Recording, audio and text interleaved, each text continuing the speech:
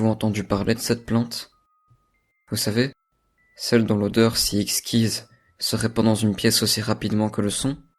Celle qui vous assomme à moitié, tant elle vous fait tourner la tête lorsque vous en rapprochez vos narines de trop près. Est-ce donc cela le sentiment de drogue? D'addiction irrésistible?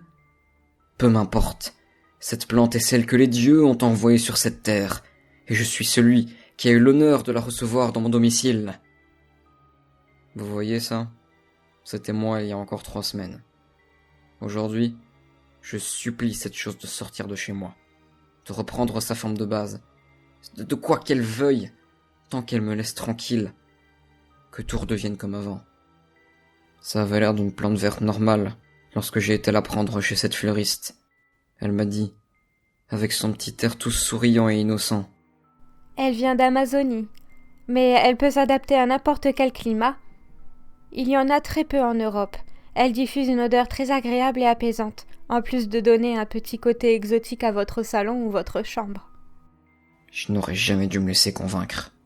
Si je m'en sors vivant, j'irai l'avertir. Va savoir ce qu'elle a encore ramené d'autre du bout du monde.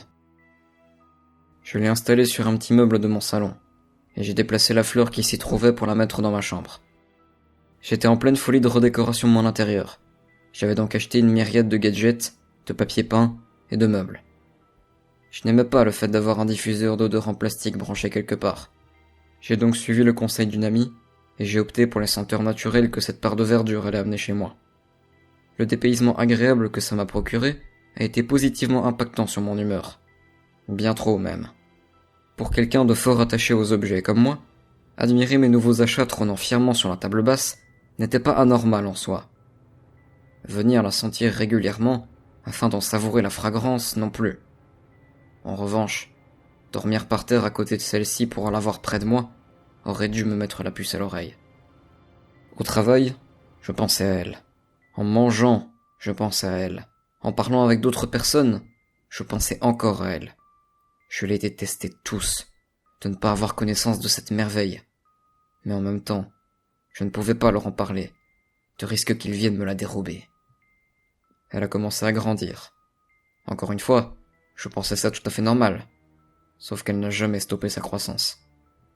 J'en étais admiratif, je la chérissais tous les jours, j'en arrivais même à lui parler, voire à m'imaginer des dialogues avec elle.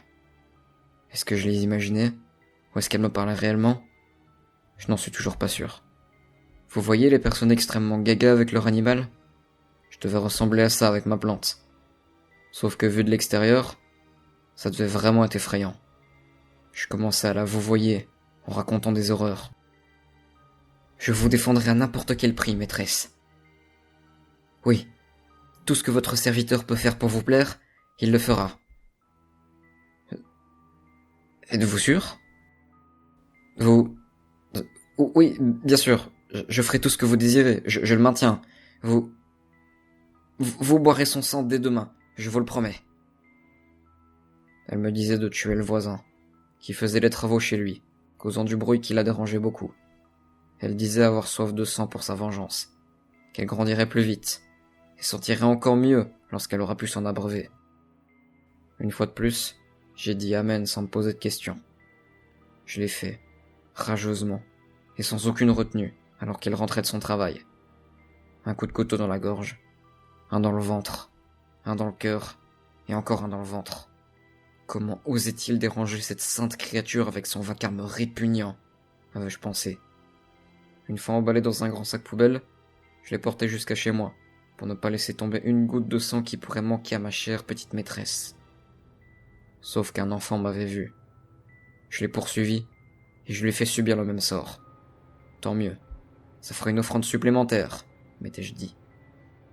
Non contente d'avoir tout bu, elle a posé une de ses feuilles dans les plaies des cadavres, afin d'en boire directement tout le liquide rouge, comme si elle buvait une simple boisson à la paille. En une semaine, l'hypnose qu'elle opérait sur moi avait atteint un stade où je me mettais à la prier tous les soirs, tel un fanatique devant son gourou. De plus, sa taille avoisinait 1,50 m à ce moment-là, malgré sa courbure. Posée sur la table basse, elle me dépassait déjà légèrement. La plupart de ses feuilles occupaient une surface plus grande que celle de mes bras. Sa vitesse de croissance devenait proportionnelle à sa taille, toujours plus rapide. Elle a fini par exiger que je mette de la terre sur le sol de toute la pièce, afin qu'elle puisse s'émanciper de son pot, devenu trop étouffant à son goût. Elle a rampé au sol, exigeant que j'arrose régulièrement celui-ci. Pour des raisons pratiques, j'ai branché le tuyau d'arrosage à un robinet, et je l'ai laissé enfoui sous la terre à ses pieds, si je peux appeler ça ainsi, et je n'avais plus qu'à allumer le robinet à sa demande. Cependant, elle a réclamé davantage de sang, car les mouches et petits insectes qu'elle parvenait à attraper ne lui suffisaient pas. Non, je n'ai pas tué tout mon voisinage ou capturé d'animaux pour cela. C'était trop risqué, et j'avais le sentiment de ne pas m'investir suffisamment pour elle. En serviteur dévoué que j'étais devenu, je lui ai offert le mien. Une quantité déraisonnable de mon sang a coulé, avant qu'elle ne cesse de m'en exiger. Elle n'a arrêté d'en réclamer que pour une seule raison, que je reste encore en vie afin de lui en fournir davantage par la suite. Il n'aura pas fallu longtemps avant qu'elle occupe toute la pièce, puis tout mon appartement. C'est précisément ce jour-là, ayant perdu autant de sang, étant si proche de la mort, que mon instinct de survie a repris le dessus, et que j'ai tenté de fuir. Elle a compris ce que j'essayais de faire, et a essayé de m'étouffer. J'ai sorti mon briquet, et je l'ai cramé pour aller me réfugier dans la salle de bain. J'ai aussi brûlé la partie d'elle qu'il y avait dans cette pièce, avant de bloquer la porte. Mais il n'y a aucun doute.